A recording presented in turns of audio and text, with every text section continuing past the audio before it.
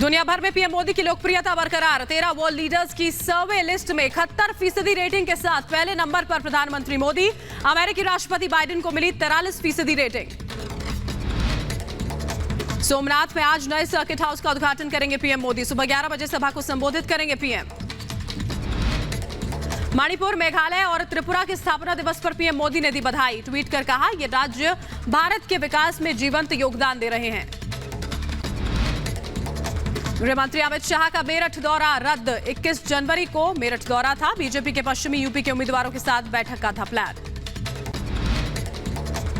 BJP अध्यक्ष JP Nadda आज UP के दौरे पर। आगरा और बरेली में पार्टी नेताओं के साथ करेंगे बैठक। सुबह 11 बजे प्रेस कॉन्फ्रेंस। बरेली में डोर टू डोर चुनाव प्रचार करेंगे बीजेपी अध्यक्ष। पार्टी के लिए लोगों से वोट मांगेंगे जेपी नड्डा। उत्तर प्रदेश में चुनाव प्रचार रथ को आज रवाना करेंगे सीएम योगी। राज्य के सभी 403 विधानसभाओं में जाएंगे प्रचार रथ। योगी सरकार के 5 साल के काम का होगा प्रचार। सीएम योगी के खिलाफ गोरखपुर से समाजवादी पार्टी की शुभावती शुक्ला होंगी उम्मीदवार। कल ही पार्टी में हुई थी शामिल। कांग्रेस आज यूपी के लिए घोषणा पत्र जारी करेगी। राहुल और प्रियंका गांधी दोपहर 12:30 बजे दिल्ली के पार्टी दफ्तर में जारी करेंगे घोषणा पत्र। उत्तराखंड विधानसभा चुनाव को लेकर दिल्ली में आज कांग्रेस की केंद्रीय चुनाव समिति की बैठक। उम्मीदवारों के नाम पर होगी चर्चा। कांग्रेस ने यूपी के लिए 41 और उम्मीदवारों का ऐलान किया। दूसरी लिस्ट में 16 महिलाओं को दिया गया है टिकट। यूपी के बुलंदशहर में कांग्रेस का टिकट न मिलने पर फूट फूट कर रोई महिला कांग्रेस नेत्री गीता शर्मा। दूसरी लिस्ट में नाम न आने से नाराज। उत्तर प्रदेश में दूसरे चरण के चुनाव के लिए आज से दाखिल होंगे पर्चे। 9 जिलों की 55 सीटों पर 14 फरवरी को दूसरे चरण में होगा मतदान। यूपी के मैनपुरी से चुनाव लड़ेंगे अखिलेश यादव। करहल विधानसभा सीट से बनाया गया प्रत्याशी। समाजवादी पार्टी का गढ़ है मैनपुरी। अखिलेश के चुनाव लड़ने पर डिप्टी सीएम केशव प्रसाद मौर्य ने कसा तंज। कहा, अखिलेश ने चुनाव लड़ने का दिखाया साहस, लेकिन यूपी में नहीं चलेगी साइकिल।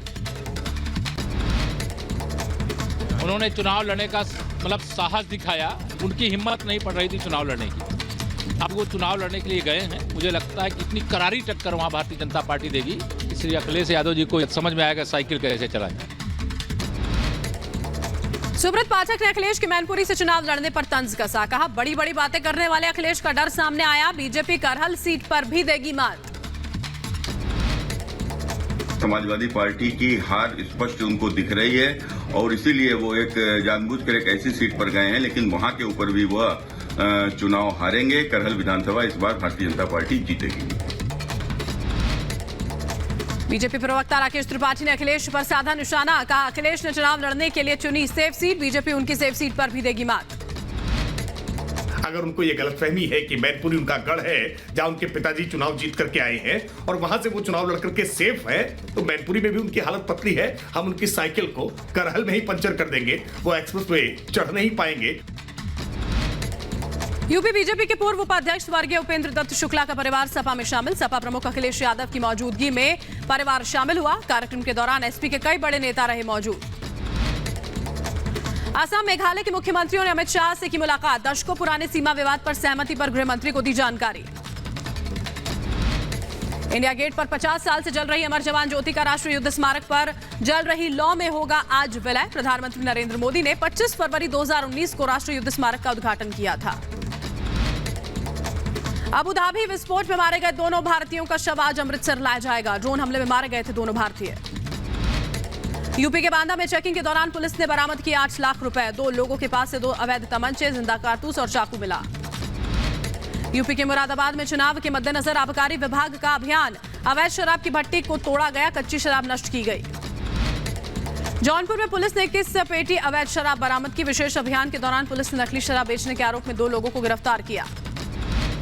दुनिया में देखी जा रही कोरोना की चौथी लहर। एक हफ्ते से हर दिन सामने आ रहे 29 लाख मामले। अफ्रीका में घर में रह रहे हैं कोरोना संक्रमित। देश में फिलहाल कोरोना के 19 लाख सक्रिय केस। पिछले 24 घंटों में सामने आए 3,17,000 से ज्यादा मामले। केंद्रीय स्वास्थ्य मंत्रालय ने दी जानकारी। महाराष्ट्र और कर्नाटक में कोरोना संक्रमण की तेज रफ्तार। महाराष्ट्र में 46,000 तो कर्नाटक में करीब 48,000 कोरोना के नए केस। देश के कई राज्यों में बढ़ रहे हैं कोरोना के नए वेरिएंट ओमाइक्रोन के केस। अब तक कुल 9,287 ओमाइक्रोन केस सामने आए। कोरोना के टेस्ट पर दिल्ली सरकार का बड़ा फैसला। निजी अस्पतालों में आरटीपीसीआर टेस्ट की कीमत तय। अब दिल्ली में सिर्फ 300 रुपए में होगा आरटीपीसीआर टेस्ट।